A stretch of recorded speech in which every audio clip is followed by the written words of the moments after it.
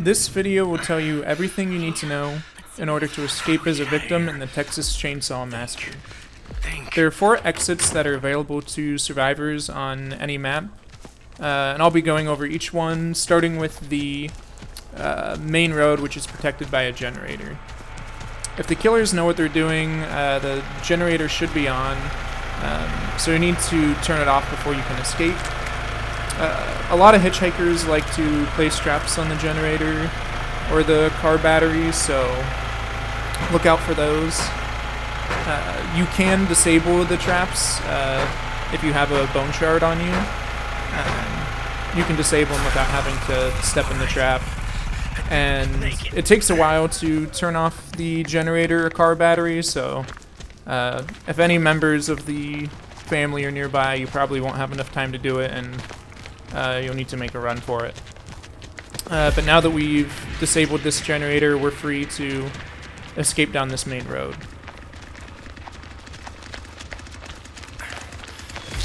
There they are.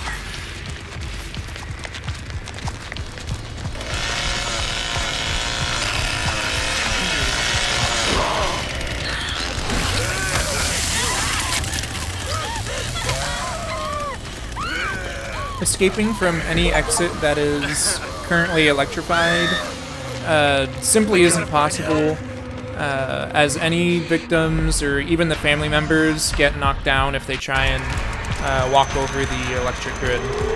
You can have it. Go get it. If the light by the electric grid is red, that means it's currently on, and if it's green, it's off and it should be safe to walk through.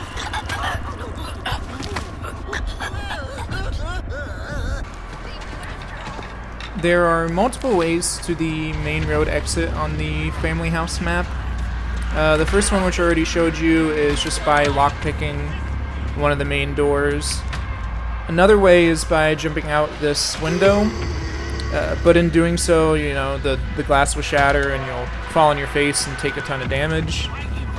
You can jump out of the window after it's already been broken once, so after one person jumps out, subsequent victims can also jump out the window, but you'll still take pretty big fall damage even though you're not breaking the window the second time. For the most part, you really shouldn't be jumping out of this window. It gives the killers a noise notification, you take a ton of damage, you're like temporarily animation locked. But maybe if you know the generator hasn't been turned on, or if you're playing as Anna, you can activate her ability and you won't take anywhere near as much fall damage as you otherwise would. Since we're talking about jumping out of windows, I should probably mention that you can also jump outside the window on the top floor. Just note that the same penalties apply as the window on the base floor. And you won't land in the front yard, you'll kind of land in like the backyard, backyard area by the fence and the well. I've lost a lot of blood.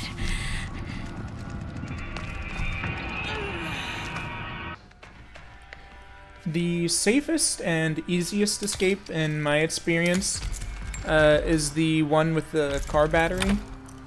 You will need to disable the car battery, which is like disabling the generator, and you will also need to lockpick the fence.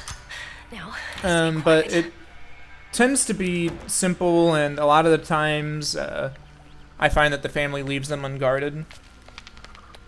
To find the car battery or the generator, you should just be able to follow the yellow cable that goes from the electric grid, and it should lead you right to it.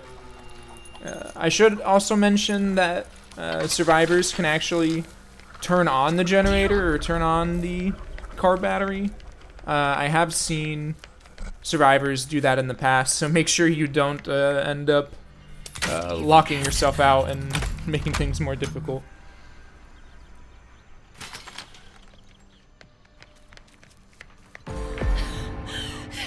Somebody! Anybody! Help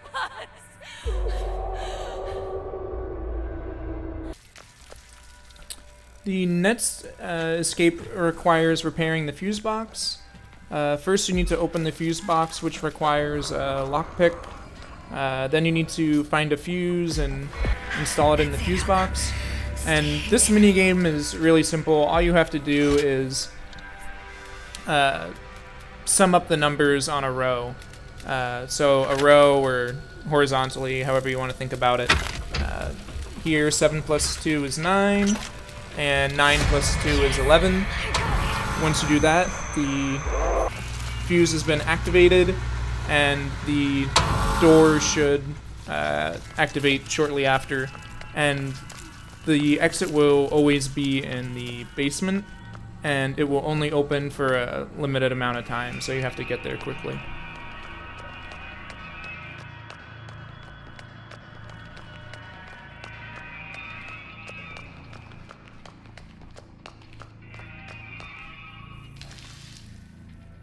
Oh, thank God. I think I can get help. The final exit requires fixing the water pump. In order to do this, you need to find and grab the valve handle, then attach the handle to the water pump and activate it, and this process takes some time. Not only to turn the handle, but once you turn the handle, pressure builds up in the water pump slowly. It emits some steam, and during that time, the killers could actually run and disable it. So sometimes a good strategy is leaving someone at the water pump that can fight the killers, you know, with a bone shard, and stop him from disabling it. You'll know that the water pump is activated once this handle here goes completely around the dial to the end of the green zone. Once it does, a gate somewhere else on the map will open up for you to escape through. Keep in mind that the water pump gate as well as the fuse box gate are on timers, so make it there quickly before they close. Well, there you have it. Those are all the exits in the Texas Chainsaw Massacre. For all you new players out there, I hope this helps you to survive your first few games. I am planning to make more Texas Chainsaw Massacre videos in the near future, and I hope to see you all there.